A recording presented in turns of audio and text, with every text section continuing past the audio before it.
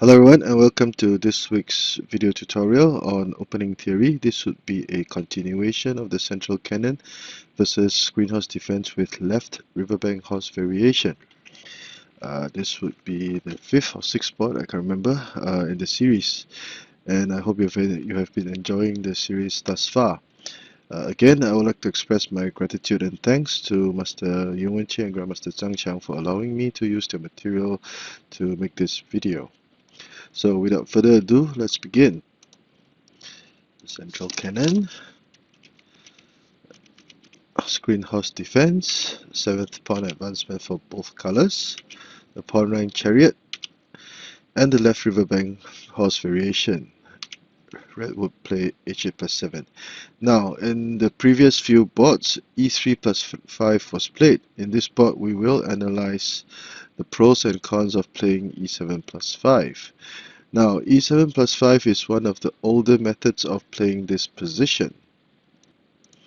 Now, one of the advantages of playing e7 plus 5 is that black can consider or would have the extra option of playing r8 equals to 7 if need be, and to push the pawn forward.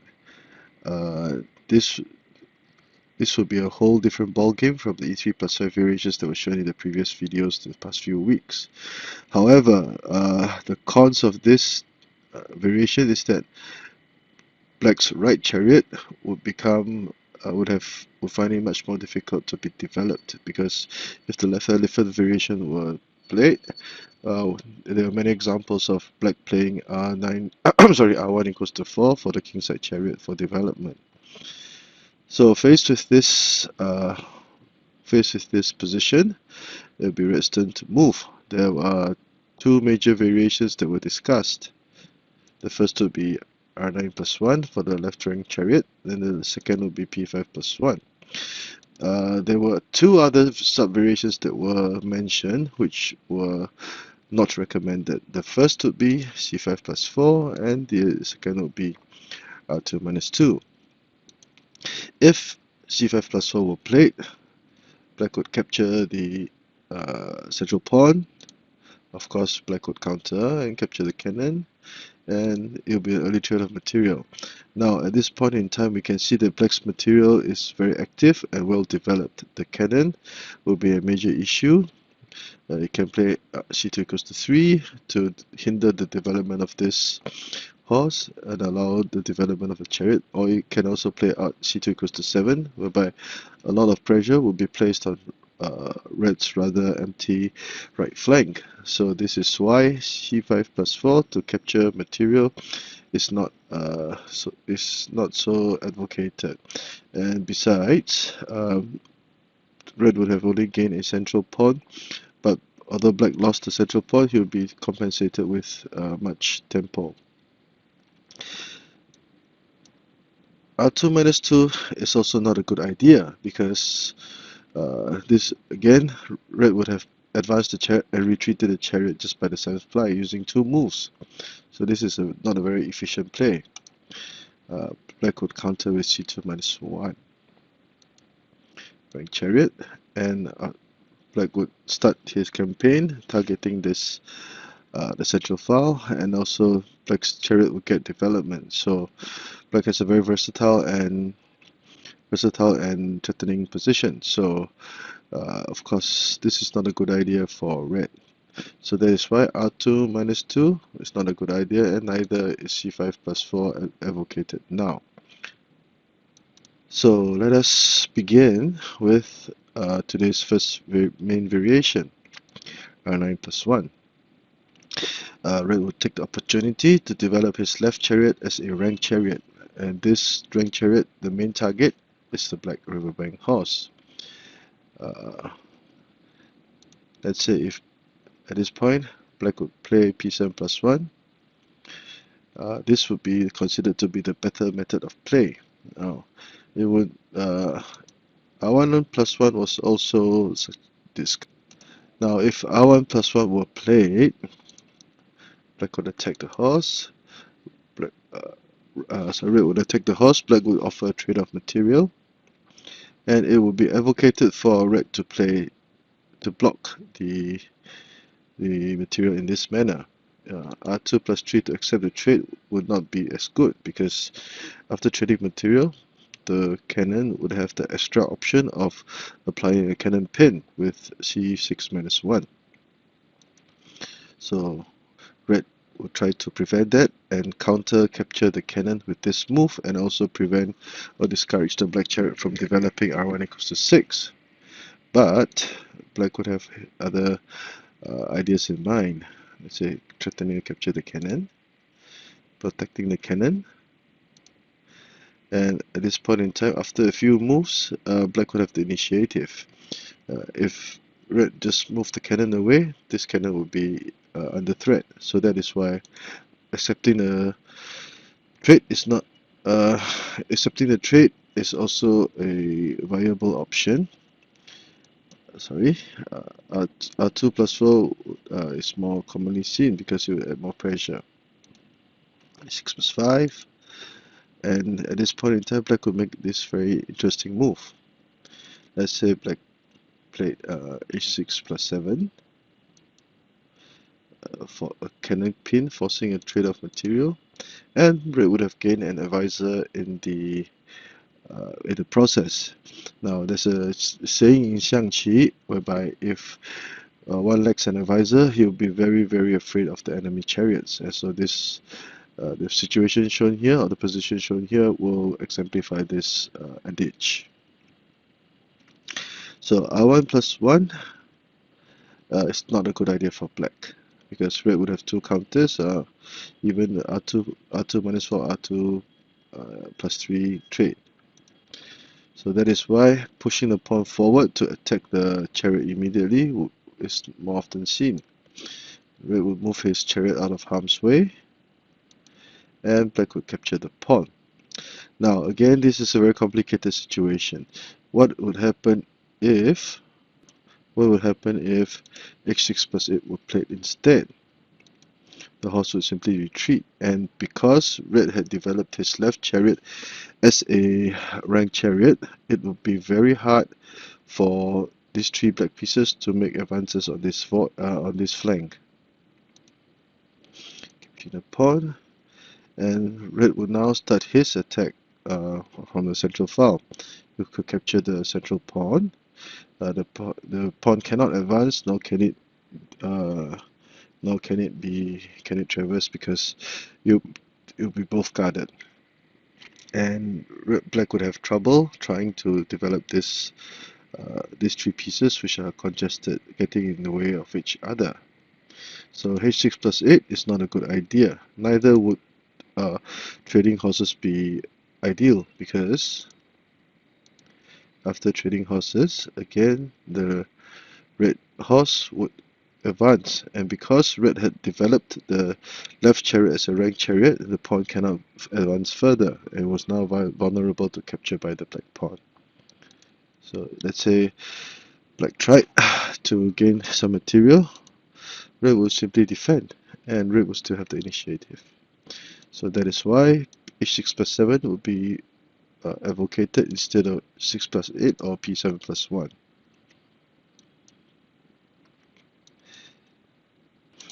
Now at this point, the black horse was now threatening to capture the cannon, and if black were allowed to capture the cannon, he would then trade material and then push the pawn forward, and again black's right flank will be under a lot of pressure. So how should red react? c5 plus 4 was the advocated move. It would not be a good idea to play r9 equals to 2, because black would trade material, and before pushing the pawn, he could develop his chariot, and black can be very satisfied with this position. So after trading material this early, the situation will be liquefied. Again, applying pressure, black would choose to develop his right flank, and as mentioned, if black would now have the additional option of playing r8 equals to 7 to protect his pawn and horse. So let's say black red started to counter, threatening the horse, pushing the pawn, forcing the chariot away, and e3 plus 5. So after by the 15th red ply, red will still have a slight advantage. Both colors can be grudgingly satisfied at this point in time. Red could afterwards red could consider ca plus 2, etc. So this would be variation A, whereby red would develop his left chariot as a rank chariot against black's e7 plus 5. In variation 2, p5 plus 1 was played. Now, since this is a commonly used tactic, because the left horse had developed a riverbank, there was only one horse protecting the central pawn. So it is quite common that red would try to attack from the central file in similar circumstances. So again, black would continue with p7 plus 1, threatening the red chariot. Red chariot move, and again h6 plus 7 was suggested.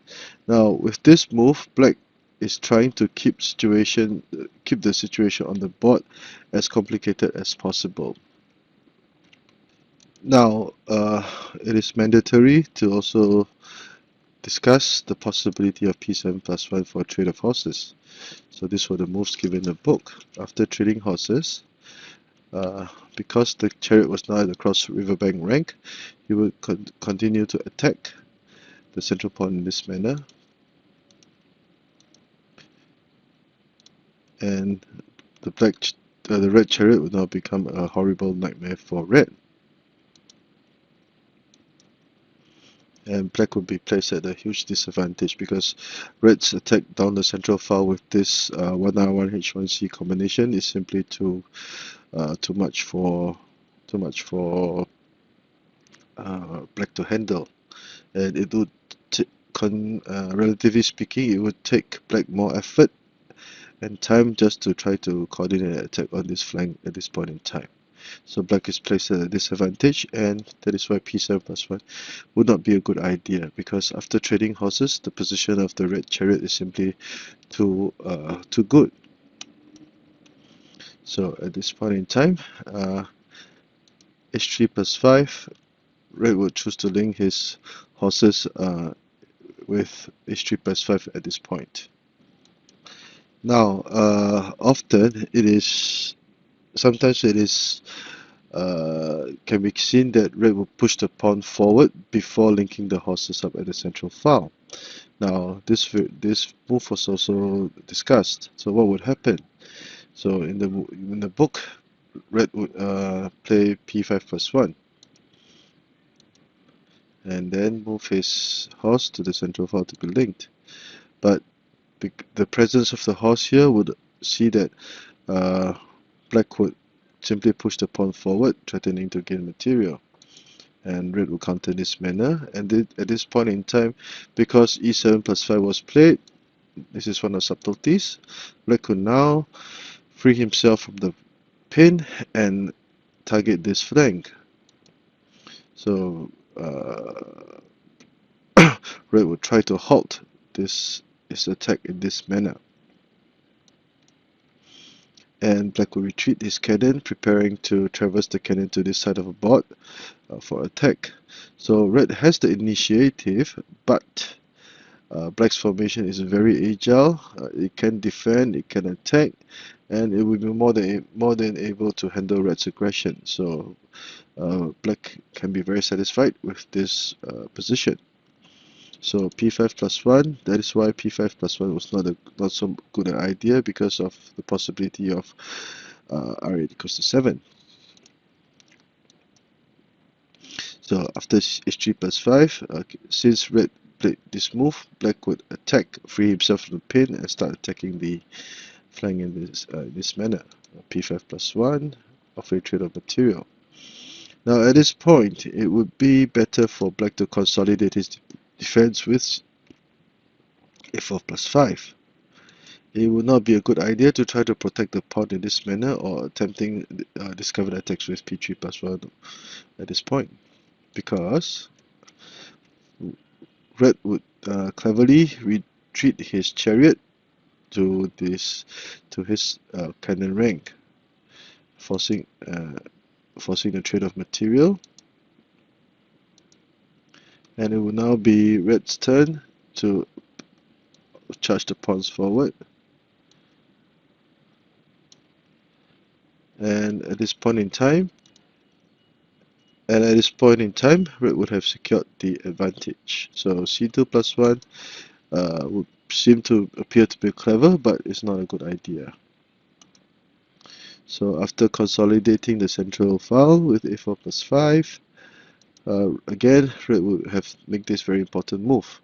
Now, this move, as mentioned in the earlier variation just now, is a very clever move. It would allow for red to play a game of positional warfare. So, and red would be able to control the situation much easier, and it's quite desirable.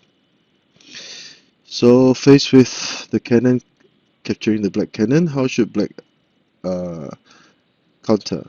h7+5 was advocated. Now, is h7+8 to capture the chariot or threaten the chariot be a viable opportunity? The answer will be no, because again, red would move the chariot nimbly to r4 equals to 3 to this file. So at this point in time, one chariot was able to ward off the attack by one black chariot, one cannon, one horse, and one pawn. And this horse would now be relatively trapped and become waiting dark. Red could simply capture or threaten the horse with r9+1, etc., etc., and still maintain his attack on the central file. So that is why h7+8 is not a good idea. So after this, let's say black tried to